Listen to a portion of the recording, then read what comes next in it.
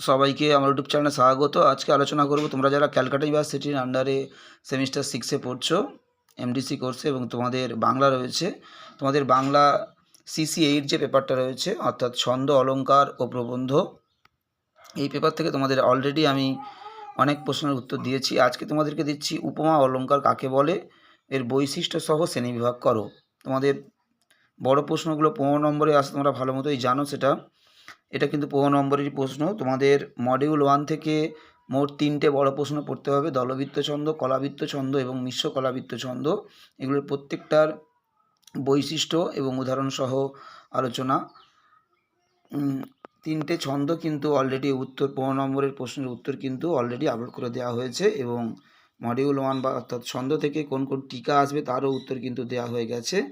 এরপরে তোমাদের অলঙ্কার থেকে ইতিমধ্যে আমি 15 নম্বরের প্রশ্নের জন্য অনুপ্রাস অলঙ্কার আমি আপলোড করে দিয়েছি। আজকে তোমাদেরকে দিচ্ছি উপমা অলঙ্কার। তোমাদের এখান থেকে একটা 15 নম্বরের প্রশ্ন থাকতে পারে, অথবা দিয়ে 3টে 5 নম্বরের টিকা দিতে পারে। 3টে 5 5+5+5 এভাবে তোমাদের 3টে 5 করতে পারো তোমরা, নতুবা হাতে একটা 15 নম্বরের প্রশ্ন আসতে পারে। 5 নম্বরের জন্য ইতিমধ্যে তোমাদের আমি বক্রোক্তি এবং ব্যতিরেক অলঙ্কার ইতিমধ্যে আমি আপলোড করে দিয়েছি। আর 15 নম্বরের জন্য অনুপ্রাস দিয়েছি। আজকে তোমাদেরকে দিচ্ছি উপমা অলঙ্কার।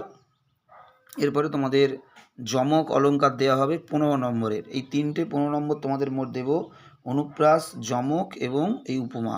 এই 3টের মধ্যে আশা করি তোমরা 15 নম্বরের প্রশ্ন কমন পেয়ে যাবে। এবং 5 নম্বরের জন্য তোমাদের ব্যতিরেক, বক্রোক্তি দেওয়া হয়েছে এবং রূপক অলঙ্কার দেওয়া হবে। এখান থেকে তোমাদের বেশিরভাগ বড় প্রশ্ন এবং 5 নম্বরের প্রশ্নের উত্তর কিন্তু সবই আপলোড করে দেওয়া হচ্ছে। এরপরে তোমাদের CC8 যে পেপারটা বললাম, ছন্দ, অলঙ্কার ও প্রবন্ধ, তোমাদের মডিউল 3-তে রয়েছে প্রবন্ধ। তোমাদের মোট 4টে প্রবন্ধ রয়েছে। এর মধ্যে তোমাদের তো 3টে প্রবন্ধ অবশ্যই খুব ভালো করে পড়তে হবে। তার মধ্যে তোমাদের যে প্রবন্ধগুলো খুবই ভালো এবং ইম্পর্টেন্ট খুব, সেগুলো থেকে কিন্তু অ্যান্সার আপলোড করে দেওয়া হবে।